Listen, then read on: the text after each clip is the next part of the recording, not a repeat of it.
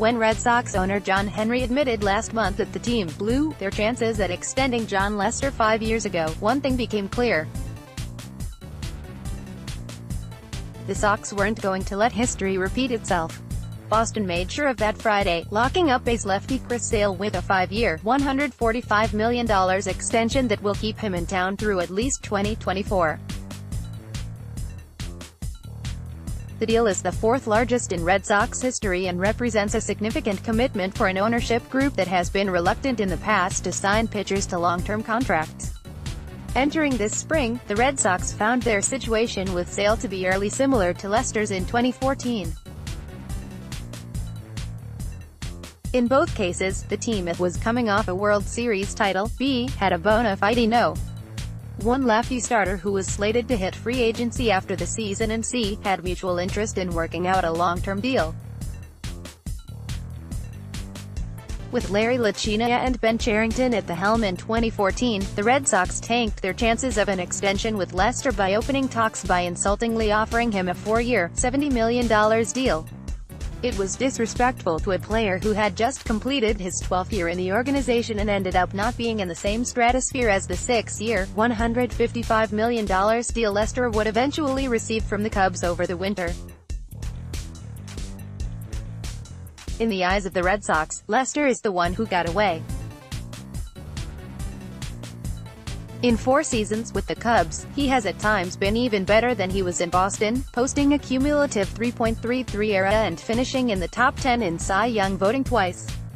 While the Red Sox made an attempt to bring Lester back while he was a free agent, the reality is that their assumption that he'd be open to such a hefty hometown discount set an incredibly ugly tone for further negotiations. It's a lesson that Henry, who has accomplished more than any owner in baseball over the past 15 years, took to heart. "I think we blew the Jon Lester negotiations," Henry said last month. "We blew re-signing him in spring training.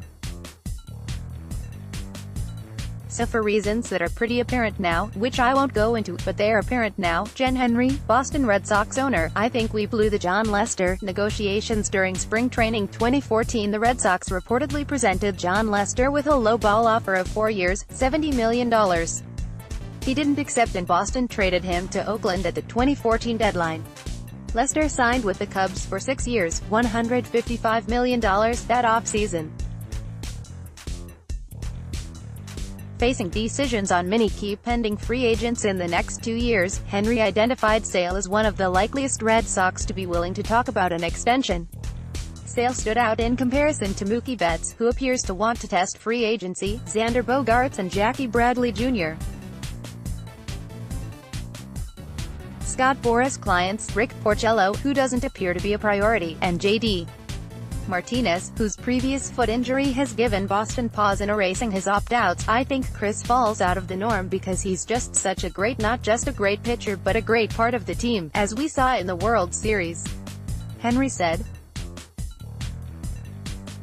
"He had quite an impact just being on the bench in the World Series.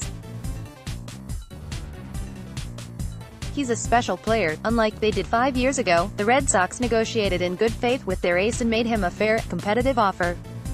As a result, the team will have 4/5 of its dominant rotation in place through 2022. Seems like a lesson learned."